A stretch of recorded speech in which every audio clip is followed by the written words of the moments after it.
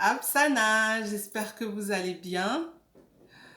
J'aimerais commencer cette vidéo par remercier déesse Namahat, Osiris, pour sa patience, pour sa guidance, pour son humanité. Elle l'a encore une fois prouvé hier avec 7 heures, plus de 7 heures de conférence où elle était présente à répondre aux questions, à guider, à informer. Et, euh, et quand je pense qu'il y a des gens qui la traitent d'escroc, de tous les noms, combien y a-t-il d'enseignants ou de guides spirituels qui passent autant de temps assis sans rien percevoir à la fin? Il y en a très peu. Et c'est une femme noire.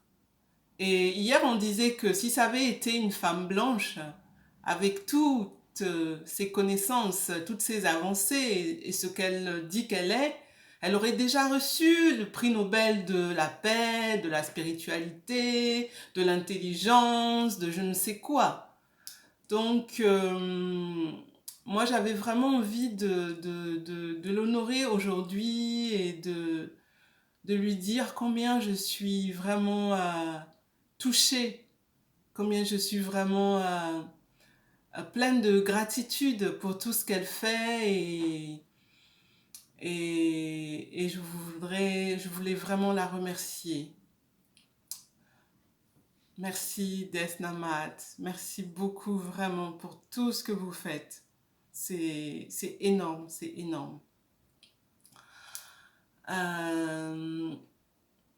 La conférence d'hier parlait de l'image de soi que nous projetons dans ce monde.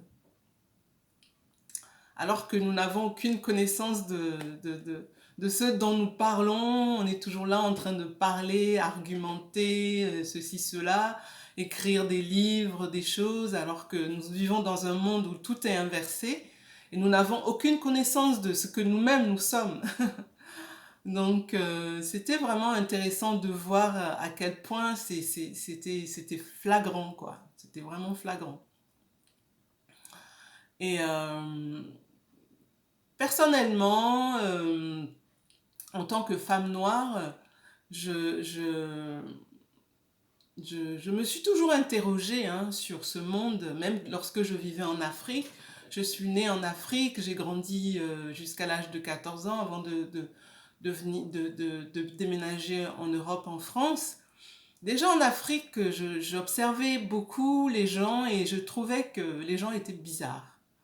Les adultes étaient bizarres, ils disaient un truc et puis en faisaient une autre. Et, euh, bon, maintenant, aujourd'hui, je comprends que ça fait partie de l'aliénation.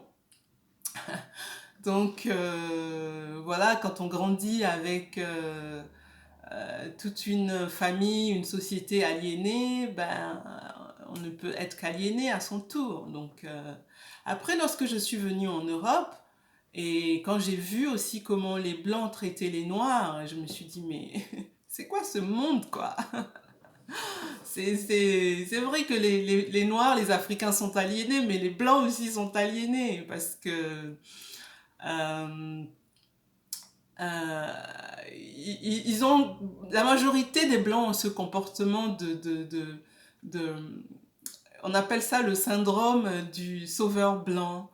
Ils ont un avis sur tout, alors que même quand ils connaissent pas d'où tu viens, ils se sont pas assez documentés, ils ont pas assez lu, mais ils ont un avis sur tout, ils sont toujours empreints de ce paternalisme, de cette supériorité blanche. Euh, de cette mentalité de colon en fait. Mais c'est malgré eux, c'est parce que c'est vraiment hérité de leur environnement médiatique, familial, scolaire, etc. Donc moi je leur en veux pas. Mais mais c'est vrai que la conférence d'hier m'a fait vraiment me poser beaucoup de questions par rapport à tous ces comportements et chez les Noirs, évidemment. DS Namat, on parle souvent. Euh, mais bon, il faut aussi reconnaître que beaucoup de Noirs sont aliénés, c'est vrai. Mais en ce moment, il y a beaucoup de réveils. Il y a beaucoup de noirs. Je le vois autour de moi. Je le vois aussi sur Internet, comment les gens s'intéressent à ce qui se passe. Il y a comme un réveil euh, euh, psychologique et intellectuel de vouloir vraiment que les choses changent. Donc je pense que c'est bien aussi d'accompagner cela, plutôt que de toujours être là à critiquer, oui les noirs ci, oui les noirs ça. Euh, Évidemment, il y a beaucoup de noirs qui sont encore bien dedans, bien imbibés dedans et qui ne veulent rien savoir, rien entendre, ne serait-ce que les enseignements de DS Namat Osiris qui nous élèvent, même si les gens considèrent qu'elle dit pas la vérité, mais au moins avoir la curiosité de se dire, bon, voyons ce qu'elle raconte un peu, euh, parce que nous avons tous la vérité au fond de nous finalement, nous avons cette vérité, et il suffit que, qu'on vienne, tac, y mettre arroser un petit peu cette vérité pour qu'elle pousse, elle pousse. Moi, parfois, la conférence, elle est même pas encore finie que cette vérité en moi se grandit, quoi. Elle s'éveille, quoi. Donc, voilà, j'avais vraiment envie de partager ce que moi je ressens par rapport à tout ça. Il y a pas longtemps, la déesse Namahat avait aussi fait une conférence sur si elle devait enseigner qu'aux Noirs, qu'à la communauté noire, parce qu'il y a certaines personnes qui lui reprochent d'enseigner tout le monde, d'enseigner les Blancs, alors que c'est ceci, cela. Mais c'est vrai que c'est idiot comme demande, parce que c'est un être ce qu'elle est dépasse tout entendement. Elle vient pour révéler des choses qui dépassent tout entendement, et on ne peut pas la limiter à enseigner une seule communauté. Mais en même temps, je comprends ces gens-là, parce que c'est vrai que pendant longtemps, euh, ben, on a empêché le noir d'être qui il est, d'être qui elle est, la femme noire.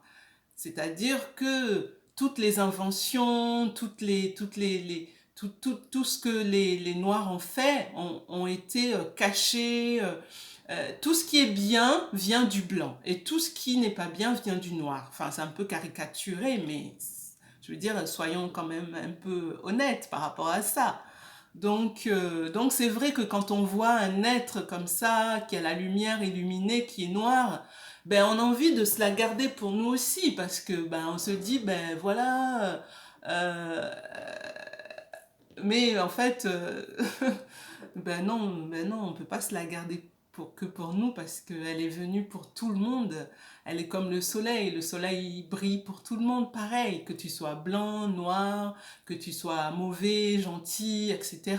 Donc on peut pas la limiter, on peut pas la limiter. Donc j'avais aussi envie de dire quelque chose par rapport à ça.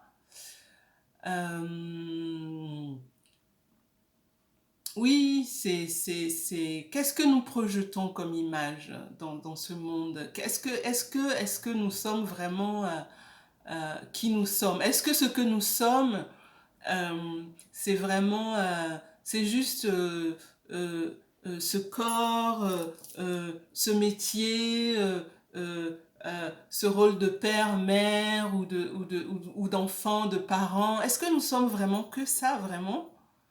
Donc voilà, ça m'est venu comme ça de faire cette vidéo pour partager mes réflexions par rapport à ça. Moi, en tout cas, je me vois, je, je n'ai aucune idée de ce que euh, de, de, de ce qui sort de moi dans le monde, mais en tout cas, j'essaye vraiment de, de donner un sens à ce que je fais, de donner un sens à ma vie, de comprendre ce qui se passe autour de moi et de voir comment je peux euh, euh, collaborer, comment je peux améliorer les choses déjà pour moi-même et autour de moi. Et évidemment, personne n'est parfait, nous avons toujours des choses à améliorer, mais voilà, j'ai décidé qu'en fait, tous les jours, je vais me faire ma propre, mon propre rendez-vous avec moi-même, en fait, pour m'interroger sur cette image que je projette sur moi dans le monde. Voilà. Donc voilà, je vais m'arrêter ici pour aujourd'hui, mais j'avais vraiment envie de lancer cette vidéo et puis d'aborder tous ces sujets-là. Et j'avais aussi envie pour finir, j'avais envie de dire à certaines personnes noires de, de, de réfléchir et de vraiment faire attention à ce qu'ils disent, à ce qu'ils écrivent. Parce que justement, pour revenir à cette idée de ce que nous projetons dans le monde, euh, vous ne savez pas tout, voire vous ne savez rien, parce que beaucoup de choses ont été inversées. Nous ne savons pas tout, il y a beaucoup de choses que nous ne savons pas. Donc, c'est bien de retourner sa langue plusieurs fois dans sa bouche avant d'oser dire des choses. C'est bien de bien penser, réfléchir dans sa tête avant d'oser écrire ou, se lancer dans certaines choses. Voilà. Donc, je vous remercie si vous avez pris le temps de m'écouter et je vous dis Apsana et à très bientôt.